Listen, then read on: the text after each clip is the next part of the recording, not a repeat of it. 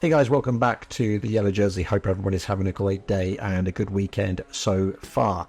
We're on Pro Cycling Manager 2024 with some additional tips and tricks on how to hopefully succeed in the mountains on your PCM game. So let's get straight into it. We find ourselves then on stage 15 of the Tour de France, which culminates in a big climb up the Plateau de Bay. And so far over the first mountain, you can see that we've got our four main riders, which is Hindley, Vlasov, Lipovitz, and of course our GC rider Roglic.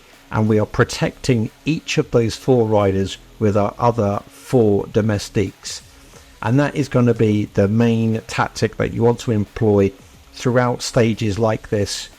Whoever your top 3 or 4 main guys are, those are the guys that you need to protect. So then the 2 or 3 best climbers are going to then be able to protect your GC rider come that sort of final parts of the stage. So once we can see here, we start reaching the col of the Plateau de Bay, the other protected riders like Hindley, Vlasov and Lipovitz are going to then take over. Of course, do not forget to get water for your riders. We are going to select Higuita here, and we are going to then click on him to drop off and pick up some water for our riders.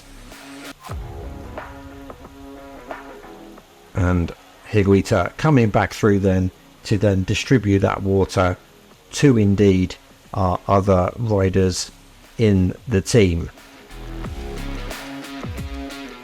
We reached then the Col d'Agny, and you can see that we're continuing this same tactic, which is of course protecting our 4 main riders. Now when you get into climbs like this later in the stage, it's all about micromanagement. You can see that each of my 4 main riders are on effort, and all we're doing is just micromanaging.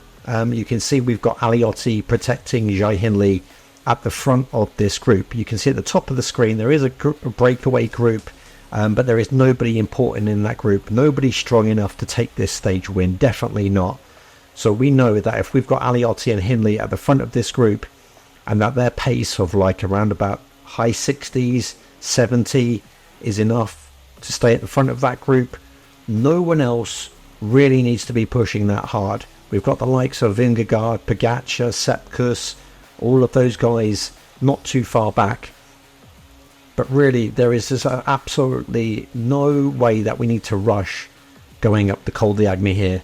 We've got Roglic being protected by Jungels, Vlasov being protected by Kamna, Lipovitz being protected by Higuita, and they're all in good position. They're right at the front of this group, and you can just see that I'm just keeping everyone around about low 70s, high 60s, just taking our time, conserving as much energy as I can for that Plateau de Bay climb at the end of the stage. You can see Pogačar just there, Vingegaard behind him. Now I'm just keeping an eye that if Pogačar or Vingegaard do make a move, if they do attack, you know, alongside each other, then we are going to need to react, of course. But so far it is just keeping our formation, it's just keeping energy, reserving as much energy as we can. There's no reason that we need to be doing like mid 70s, 80, 85 at this stage. On the final climb, sure, but at this point you can just see here I'm working up the mountain, making little micro adjustments, just making sure the team stay together and making sure our riders stay protected. You can see Roglic full attack bar, still over half effort bar. It's all going pretty much to plan so far as we approach the 1 kilometer to go up the Col d'Agny. Jungle's doing an absolute top job in protecting there, as is Higuita, Kamna and Aliotti, putting in a real shift today to try and protect our 4 main guys as we make this left turn and we approach the top of this climb.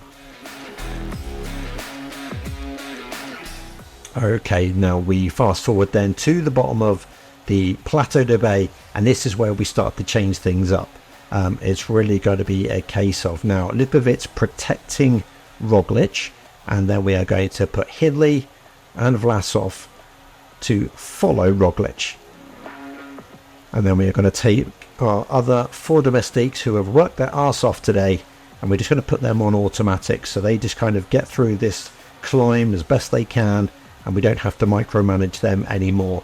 And now it really becomes a tactic, like you may have seen in my other mountain tutorial video, is that you protect your GC rider, and then the person that's protecting, once they blow up, then the other 2 guys that are following Roglic will then take over duties to then protect Roglic in turn.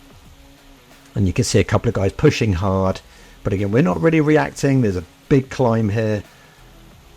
We've got a long way to go up this climb, and we've just got Roglic now. We've upped the effort to around about 75, 76, and all we really need to do now is just watch Pogačar, watch Vingegaard, watch Sepkus, watch Mas, you know, the typical guys that you would expect to be fighting towards, you know, the lead here. We are going to put Lipovic onto gel, try and make him survive this climb as much as he possibly can. Vlasov not doing as well as I would like. Hindley though still doing very well. He's got a lot of energy to potentially protect us throughout the remainder of this Plateau de Bay climb here. And you can see here I'm not really pushing hard to stick right on the wheels of this group of sort of 7 riders right in front of us. Got a long way to go, and again it's all about patience. No need to panic here. We haven't got the likes of Vingegaard or Pogačar or Landa or anyone like that, you know, rocketing past us.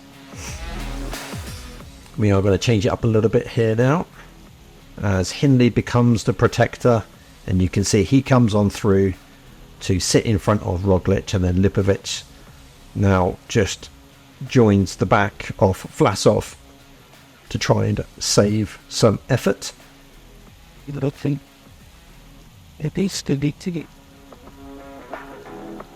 Vlasov though still, as I said, not doing as good, so it hasn't really turned out as well as I would like for him, but we are still in a good position. Now further on in the climb then, Pogačar is on the wheel of Roglic, and you can see a tactic. What I've done here is I've put Hindley to follow, and we've used the number 6 key to go to the right side of the road. And then now what we've got to do is, now that we've created separation between Roglic and Pogačar, by doing that, by placing Hindley behind Roglic, with that separation, we're now going to go on the attack, because we've created a separation of about 1.5 bike lengths.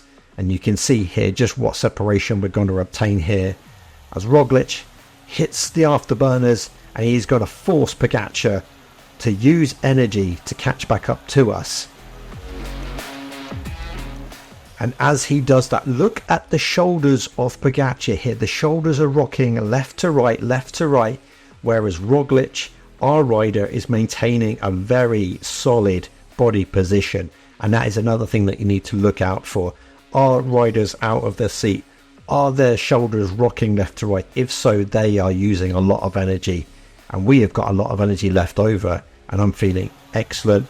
I've tried to do this gameplay to show you this tactic a few times. I finished in 3rd, I finished in 6th, I finished in 5th place 2 times, but this gameplay turned out a lot better. Pogačar is gassing here, shoulders left to right, and as these riders behind catch up, with the excess energy that we've saved, we are going to hit the gas again, and we are going to burn away, and Roglic does indeed then hold on to get the stage win.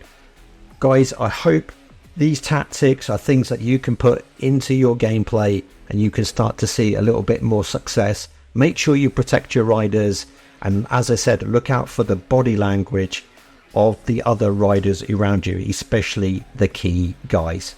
I hope this one helps, guys. Thanks very much for watching. Thank you to all the new subscribers to the channel as well. I really appreciate it. Like, comment, subscribe, and I'll see you in the next one. Get out of here.